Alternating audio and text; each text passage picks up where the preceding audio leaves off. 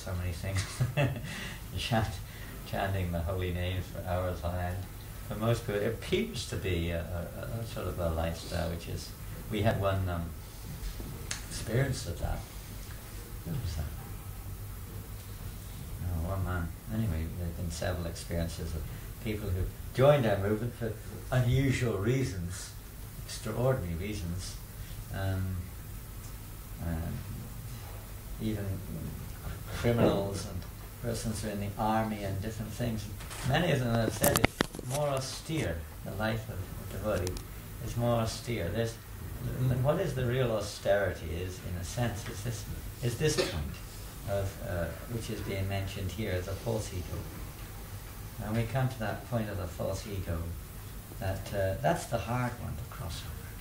That's the hard one. So sometimes Krishna, always he's trying to help us to become pure in heart and to become Krishna conscious. So he puts his devotees in situations sometimes.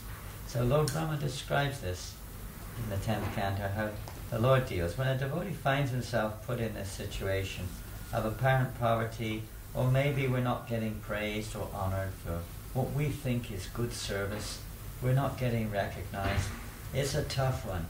This is the false ego. It's really tough. And if we can see this somehow, this is Krishna's mercy. He's trying to free us from dependence upon this or attachment to it. And the devotee, when he's put in such, sometimes people criticize us and whatever it may be. Sometimes they praise us also. It's also equally, even more challenging in one sense.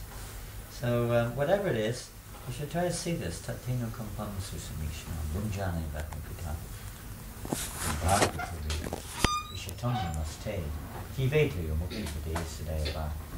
That the Lord, sometimes the devotee finds himself in situations of distress. But the devotee thinks that this is very merciful. Thank you, Krishna.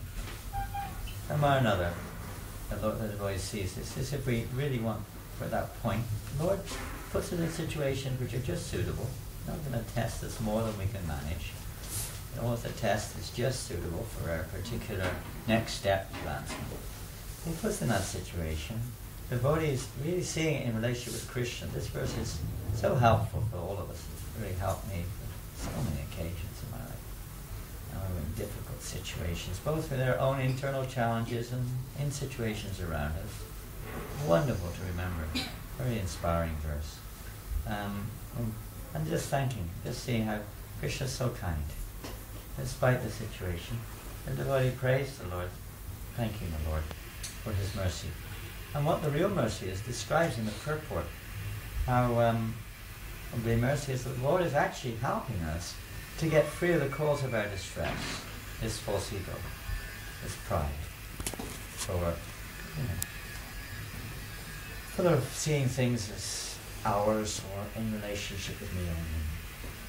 Learning to see things in relationship with Krishna. Trying to see everything in that way. So the devotee sees it in relationship with Krishna. Such a devotee who has he doesn't even ask the Lord, please. He doesn't even ask. In the beginning stage we may. In the more mature stages, the devotee doesn't even ask the Lord for anything. For instance, like Ambarish Maharaj, when he was put into difficulty, into great difficulty by Durvasa Muni, he never asked for anything.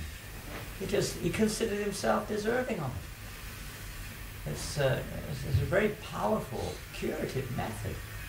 Similarly in our minds. Sometimes we have a challenge in our minds, very difficult. Sometimes it comes, sometimes we offend somebody even. And then we have this, it's called anuttaka when it's in the mind. It's like a pain in the mind. You feel disturbed in the mind if you said something to somebody or whatever. And that disturbance, although we shouldn't leave it at that, of course, we should always literally approach the devotee or whoever it may be and try to beseech their forgiveness. But even within our mind, this is anattapa, which is like a fever in the mind, which burns away the tendency to do it. It's unless we fight against it or deny it. It's Krishna's mercy, trying to release us from this world, similarly externally. And if we're put into difficult situations, Sridhar Swami describes in the purport how this is actually Krishna's mercy. It's Krishna's mercy upon us. He arranges situations for us. Whatever it may be, he's doing that for the materialistic person also, of course.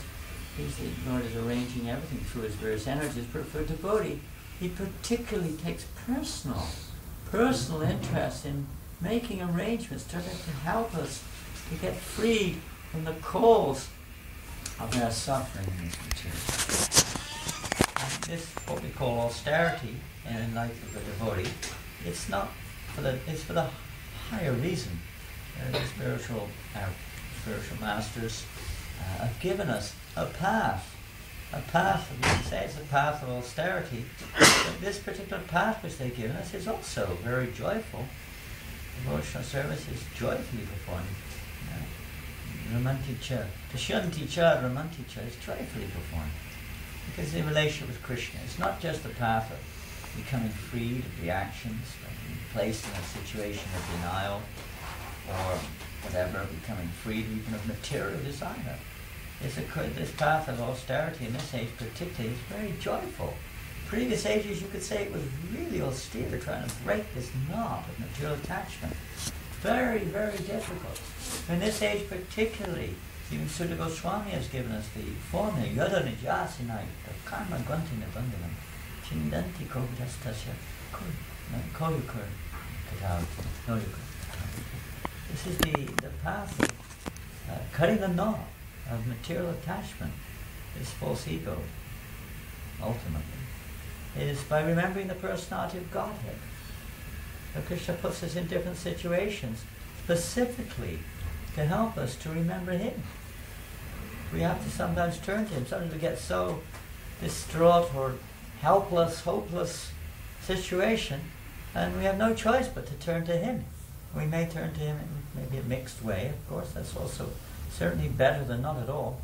But eventually we just turn to Him, whatever you wish to do with me, my Lord.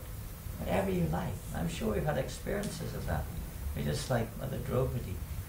She was placed into a very precarious situation in the court of the Kauravas, and how she responded. Initially she was apparently taking shelter of Krishna, but apparently she was also attempting to protect herself, naturally. But eventually she just took complete shelter of Krishna. And Krishna naturally protected her. The real protection is not necessarily just an external one. I remember one time here in London, actually, some of you may have been, I don't know if it was at that time. We went to this program somewhere not far from here, in some small recording studio, a fairly large studio actually, it's almost like a little auditorium. And there were quite a lot of people there, maybe several hundred were sitting around it. It was packed. And there was a panel of like a judges almost, or more like challenging the audience. They were atheists, and they were choosing different people to come forward to get challenged. And we weren't chosen. It was a bit of a funny situation. But this Christian lady in a wheelchair came, they chose her, I don't know if she was prepared or not, but anyway, she came forward and they challenged her. You know, she was in a wheelchair, she had terminal cancer, and they said, look, just see, where your God is not helping you. You're in a situation, you know, you're dying. You should come to us, we may be able to help you. Simplistic kind of thing, which even the communists used during with the simple people in Russia to try to entice them to take up communism. So she said, no, my Lord is protecting me. They couldn't really work that out, just some sentiment. She said, no, He's protecting me. Although I've got this terminal cancer, I'm not worried. He's protecting me. I know. He's protecting me. I'm not at all worried about this situation. I feel His presence within. She wasn't feeling disturbed. She seemed seemingly not disturbed by it. He thought that Jesus was with her and she was feeling protected. Whatever devotee feels, he puts his Lord in the center.